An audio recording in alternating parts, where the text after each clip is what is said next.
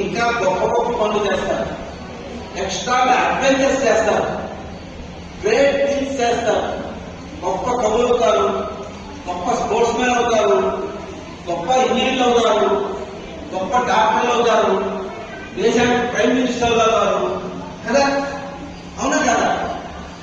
కాబట్టి పెంచుకోవాల్సింది ఏంటి? మీరు గొప్పవాళ్ళు కావాలంటే పెంచుకోవాల్సింది ఏంటి? ఏం చెప్పండి? ఆత్మశక్తి. ఆత్మశక్తి, సోల్ పవర్. అర్థమైందా? ఈ సోల్ పవర్ ని పెంచుకోవాలంటే మీలో భక్తి ఉండాలి. పరమాత్మ మీద మీలో ఉంది ఆత్మ మీద భక్తి ఉండాలి.